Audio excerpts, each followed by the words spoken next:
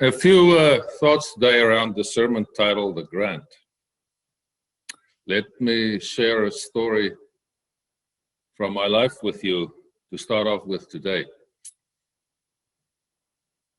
My first time that I came to the US was, I think, in the summer of 1996. I entered the USA through JFK Airport in New York. We came to the US with Krista's brother, Johan, a very bright electronic engineer that developed an underwater communication system for scuba divers. And he was the most advanced in the world at that stage, you know, doing it in the garage, working all by himself. And there was I think a project from a Canadian company, and then the British military or their Navy. They were also working on a system, but he was a bit ahead of them. But like so often with people like him, they don't have the business background and the financial means to finish the project. So we talked, and I wrote a business plan for him and started looking for venture capital for him. And I found a guy in Texas, in the Panhandle, in Destin, that said, "All right, we must come visit. He's interested in you know, helping to provide financing for the project." So on the plane we jumped, and it was a long journey via Vienna, because that was the only flight we could get, a 12-hour flight, and then a 13-hour flight from Vienna to New York, and then a 20-hour drive following that down to Destin, to the Panhandle. It's a lot of stories, and it was a very eventful entry into the US. But that's perhaps stories for another day. Let me just say that in my preparation for this trip, I tried to read about the US, you know, what it's like. And one thing that I ran into on several blogs, travel blogs, was that they said New York, and for a big part of the East Coast, especially New England, don't expect people to be friendly. So if you ask them something and they respond in a nice way, they're probably not from there. They're from somewhere else. And I got the firm impression that, you know, this is not the friendliest place that we will be entering into. Driving down to Destin, and I think the town that we stayed in after a 20-hour drive, and I got out of the car. I was driving all the way, and my leg that was working the gas pedal started cramping towards the end. So I got out and lay down on the grass and stretched my leg. And I didn't realize what I was lying down right on top of a nest of fire ants, which was an interesting experience. You know, if you don't know what's going on, I thought they were just regular red ants that we know from South Africa, and I just, you know, dusted myself off and carried on with my life. And later on, I heard that was actually a bit of a dangerous encounter I had. But that's also another story for another time. In our way down there and back, driving back to JFK from the Panhandle, about, I would say, 3 days later, we turned around, and on our way back, or headed back to New York again. What struck me and what I will remember are a few things. The first was how inexpensive gas was compared to South Africans' price for gas. About 1/5 or 1/6 of the price of what we were paying in South Africa. So every time you had to fill up, it was a good experience. The second thing I'll always remember was the smorgasbord of greasy foods that you could buy everywhere and anywhere. It was just an amazing array and a variety. The natural beauty of this land also made a huge impression on me. But what I will remember most, contrary to what I read in the traveling blogs, was the overwhelming friendliness of the American people. Everybody that I encountered, even on JFK, and those of you who've spent time on airports know that it's not the friendliest place. People are tired and often irritated. But even there at JFK, all the way down and back, one thing I can say was,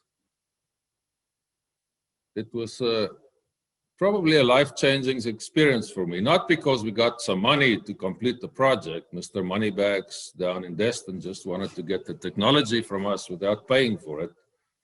But fortunately, we were not as green as we were cabbage looking. So we avoided that. But the overwhelming friendliness of the American people, and I think that played a role in my decision to immigrate here a few years later. We did not have GPS, so you were driving by map. And you often got lost. You had to ask directions. Not once did I encounter anyone, anywhere, that were not very helpful, to the point that it amazed me that they would often say, right, this is where you should go, but let me show you. And then they would walk a block or even 2 blocks or longer, or they would take their vehicle and drive in front of you and say, right, this is where you should go, turn there and there. Repeatedly, we experienced that. So that was such an experience that it made a huge impression on me, and that I will always remember. Even with our accents clearly identifying us as foreigners, and the accent was much rougher than it is now, they were very friendly to us.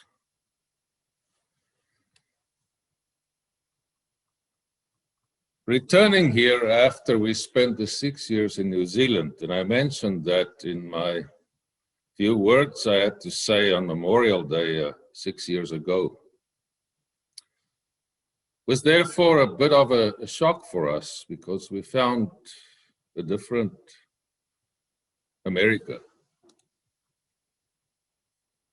We found an America where the public discourse was toxic. There was no respect. There was no give and take. It was all filled with animosity.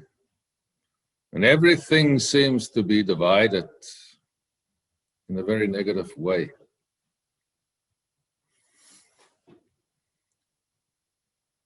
I'm still confident that the American people and the America that I got to know in that summer when we drove down to Destin and back,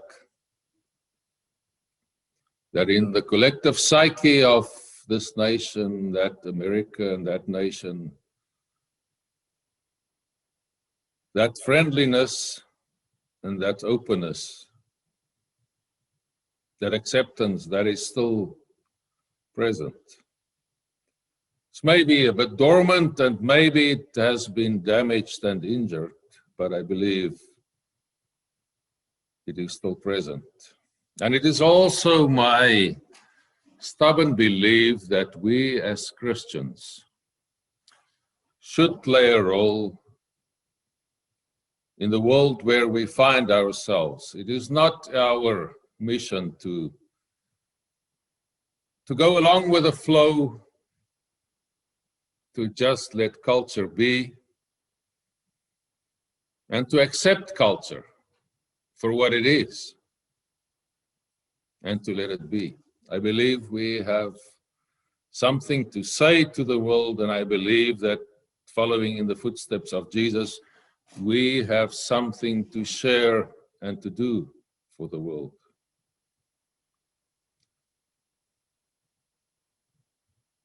I believe we have something to do, especially where we find ourselves in the public discourse, and as some people prefer to say, the soul of the nation.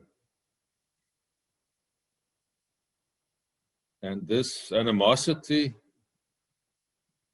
and divisiveness that have found a home among us. If we look at this story of Jacob and Esau, and I've preached about this before, we find a vivid description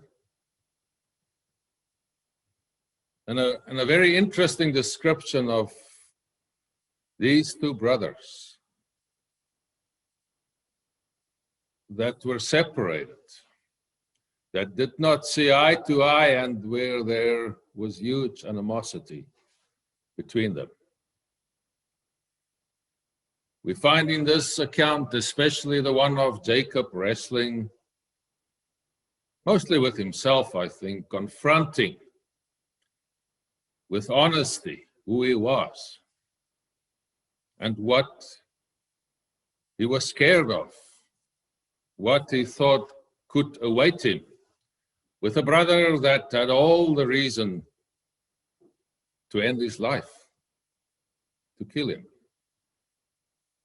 and to take everything that is built up over the years. Suffering because of the historical circumstances that was weighing heavily on him and dictating his life, and especially this situation where he was due to confront his brother. When I look at where we find ourselves today as Americans and as church, we have journeyed over a few very difficult years, I think, where unity in some instances suffered.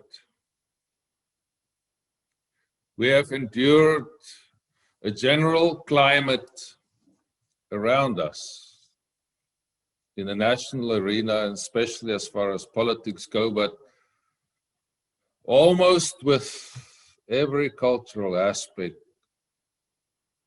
harsh divisions. We've managed somehow, and not in all cases, but in most cases, managed to stay respectful towards each other. We managed to make use of the opportunities that we try to create and the space we try to create where we can talk to each other and try to find common ground on the values and on the basis of what our faith asks of us to be. We managed to continue through all of this to continue with God's work as a community of faith. We managed even to start new projects and new ministries. We managed to learn from each other And we also managed, by God's grace, to learn to live through these difficult situations. The sermon title, The Grant, refers, as some of you may have read in the newsletter, to the grant that we were fortunate to secure from the Lilly Foundation. It is the purpose of these grants, up to an amount of $50,000, is for congregations and for ministers after a certain number of years, where the congregation is kind enough to grant a sabbatical leave, to embark on renewal projects, so that upon the return of the minister to the work of the church after the sabbatical, that he or she can do so with a renewed energy, and that the church can also, in his or her absence, embark on projects that is in sync with the renewal of the minister, or the hopeful renewal.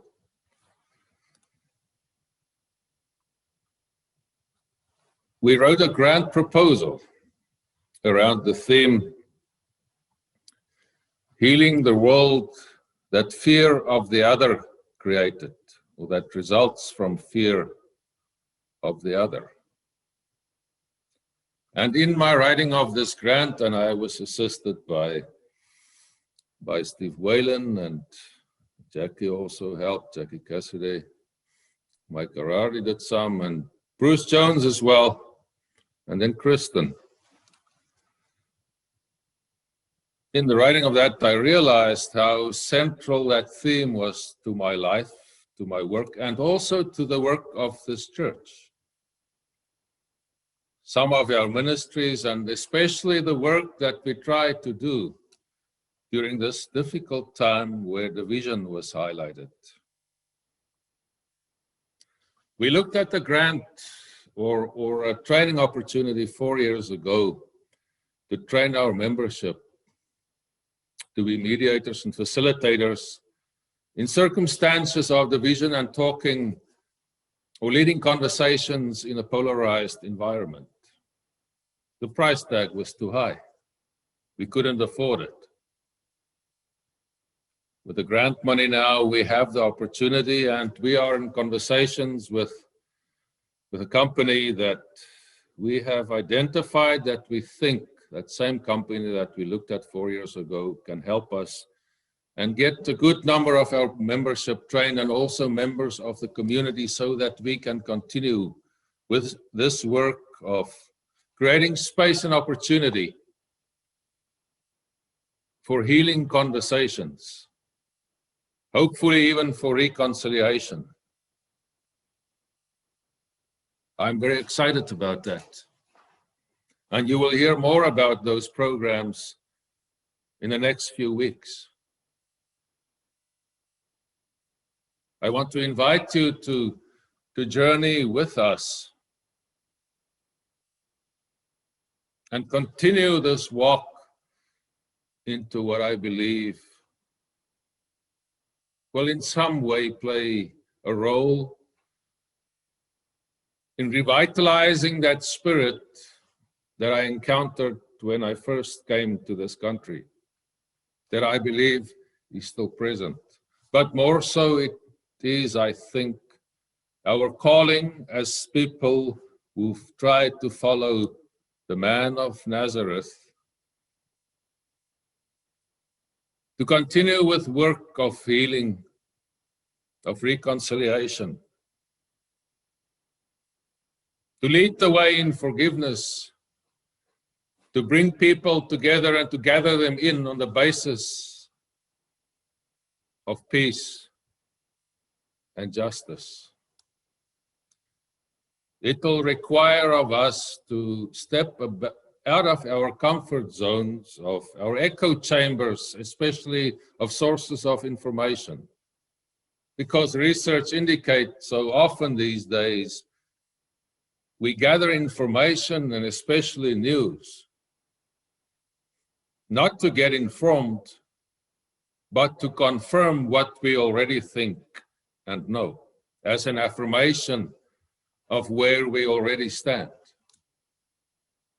It will require an openness from us. It will require courage of us. It will, above all, require of us to be rooted in and to live through compassion, because compassion, in the end, is the ability to associate very deeply, on a deep emotional and psychological level, with somebody else, to be able to feel and experience their situation. I believe it is our sacred duty as church, especially in an era where there are often questions about the relevance of the church. Not our church, but church in general, Christianity in general. To step into this opportunity to lead the way and not to be followers, to change culture, to change the world, and not to fully conform to it and do the easy things. Let us accept this grant money, and let us grant each other and our world our willingness, our courage, our compassion, our courage to lead the way. In the New Testament, there is a word, a Greek word for time, kairos. And kairos just doesn't mean time. It means a critical time, an opportune time, a time often arriving in crisis, going with big opportunity that comes with crisis. I believe it is such a time of kairos, an opportune, critical, a relevant time for us to step into this role and to continue with this work. Let us accept it with our whole heart. And may the strange name of Peniel, that place close to where Jacob and Esau met each other again after so many years, and where they were reconciled. May that also be a place that we recall, so that we may walk first towards Peniel, meet each other there, and then continue on beyond to a beautiful future, a place of hope. May God help us. May God grant us the grace and the courage to do that. Amen.